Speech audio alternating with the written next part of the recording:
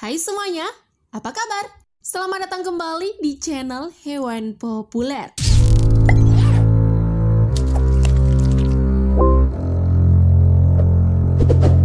Coba deh perhatikan hewan yang ada di sekeliling kita. Rata-rata hewan tersebut memiliki ekor, bukan? Pernahkah terlintas di benakmu sebenarnya apa sih fungsi dari ekor-ekor hewan tersebut? Bagi hewan sendiri nih teman-teman, ekor adalah hal yang dibutuhkannya. Dan masing-masing dari ekor hewan tersebut punya fungsi berbeda-beda. Kita lihat sama-sama yuk fungsinya. Namun sebelum lanjut, jangan lupa klik subscribe dan aktifkan lonceng notifikasimu agar kamu tak ketinggalan updatean terbaru dari channel Hewan Populer. 7. Alat komunikasi. Sebagian besar hewan menggunakan ekornya sebagai alat untuk berkomunikasi. Contohnya nih pada anjing dan kucing. Pada anjing, jika kamu melihat dia menggoyangkan ekornya dengan semangat, itu artinya dia lagi bahagia banget. Namun pada kucing, jika ekornya terangkat dan tegak, itu artinya dia sedang waspada. Untuk mengartikan posisi ekor kucing ini, VCA Hospital mengungkapkan hal tersebut bisa dilihat dari posisinya maupun kecepatan bergeraknya. Nah, kalau posisi ekornya berdiri tegak diartikan sebagai bentuk kesiapan, agitasi, dan kewaspadaan. Apabila ekor dalam posisi normal, tiba-tiba menjadi vertikal, menandakan bentuk agresivitas. Bisa juga dilihat dari pergerakannya kalau anjingnya sedang senang, dia gembira, akan menggoyang-goyangkan ekornya dengan cepat. Tapi kalau dia sedang merasa tidak nyaman, ia akan menggerakkan ekornya perlahan dan ragu-ragu. 6. Alat keseimbangan diri. Ekor juga berfungsi sebagai alat keseimbangan bagi hewan. Pada kucing misalnya, saat dia berjalan di ruang sempit seperti pagar atau dahan pohon, di sini ekornya yang berperan sebagai alat keseimbangannya. Begitu pula pada saat kucing berlari mengejar mangsanya atau melompat, ekornya digunakan untuk membantu menjaga keseimbangannya. Lalu bagaimana dengan kucing yang terlahir dengan ekor pendek? Apakah mereka akan kehilangan keseimbangan? Tidak demikian. Karena faktanya, kucing tetap belajar menjaga keseimbangannya walaupun dilahirkan tanpa ekor. Di dalam telinga nih, teman-teman, kucing punya alat vestibular untuk menjaga keseimbangannya. 5. Menarik perhatian lawan jenis. Berbeda dengan mamalia nih, teman-teman, ekor pada burung sebagian besar digunakan untuk menarik perhatian lawan jenisnya. Pada burung merak contohnya, ekor merak jantan yang memiliki motif unik dan warna-warni. Ekornya dikembangkan untuk menarik perhatian merak betina.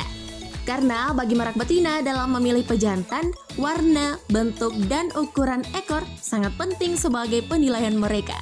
Begitu pula pada burung walet pejantan yang memiliki ekor panjang lebih menarik. Oleh karenanya, hal itu menjadi alasan utama bagi mereka untuk memilih pasangan. Sedangkan pada burung walet dengan ekor pendek akan lama banget menjomblonya karena mereka mendapat pasangan 4 kali lebih lama daripada pejantan yang memiliki ekor panjang. Duh, kasihan juga ya. 4. Menahan objek. Ekor hewan juga berfungsi sebagai penahan atau untuk memegang objek. Khususnya monyet, ekornya digunakan untuk bergelantungan di pohon. Selain itu, ekornya sering dijadiin untuk berayun di pohon dan memegang makanan.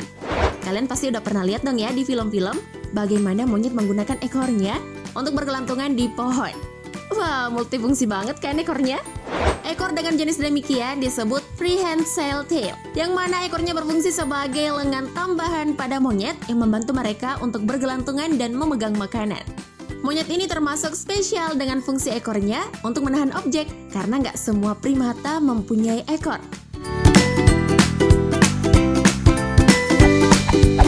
3. Mengusir serangga. Kalau kamu pernah melihat sapi atau kerbau di kebun, mungkin kamu pernah melihatnya mengibaskan ekornya, terutama jika nyamuk lagi banyak di kebun tersebut. Kira-kira mengapa demikian ya? Yap, benar banget. Mereka melakukannya untuk mengusir nyamuk. Nah, jadi hewan yang memiliki ekor panjang dengan rambut di ujungnya seperti sapi, kerbau, atau kuda, mereka bisa memakai ekornya untuk mengusir serangga. Jadi pada hewan tersebut, jika serangga hinggap di tubuhnya, dia bisa mengusirnya dengan mengibaskan ekornya. 2. Membantu bergerak. Bagi ikan yang hidupnya di dalam air, ekor mereka berfungsi untuk bergerak dalam air. Menggunakan sirip ekornya, ikan berenang untuk mendorongnya bergerak. Proses ini disebut dengan locomotion, yang mana pada setiap siripnya memiliki fungsi yang berbeda-beda. Ada yang untuk bergerak maju, berputar, menjaga posisi tegak, atau berhenti. Dijelaskan Meg Jackson dari jurusan Biologi Kelautan, University of Auckland, peran sirip ekor ikan sangat penting bagi ikan dan menjadi pendorong utamanya dalam air. Karena ekor ikan menentukan mereka bergerak maju ke depan dan menambah atau mengurangi kecepatan berenang. 1. Pertahanan diri. Ini nih, fungsi yang paling greget dibandingkan dengan fungsi-fungsi ekor lainnya. Pada hewan cicak dan kadal, mereka dikenal dapat memutuskan ekornya jika dalam kondisi terancam.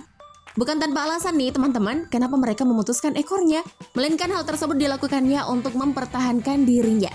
Hebatnya lagi nih, ekornya itu masih tumbuh lagi loh, dijelaskan pada laman Oxford University Press. Kemampuan untuk melepaskan dan menumbuhkan kembali ekornya dipakai sebagai mekanisme pertahanan diri untuk lolos dari predator. Kemampuan ini sendiri disebut autotomy, yaitu kemampuan melepaskan bagian tubuhnya atau memutuskan untuk mempertahankan dirinya. Namun bagi kadal, autotomy ini memiliki konsekuensi bagi hidupnya. Karena kadal tanpa ekor akan kesusahan berlari kencang, sehingga dinilai tidak menarik bagi lawan jenis. Jadi mereka akan lebih sulit mendapat pasangan dan lebih mudah dimakan oleh predator.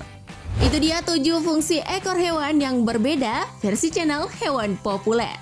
Komen di bawah yuk, menurut kamu fungsi mana nih yang paling menakjubkan dari ketujuh fungsi tersebut? Sebelum tayangan ini berakhir, jangan lupa like dan share video ini agar semakin banyak orang yang mendapatkan informasi menarik dari hewan populer.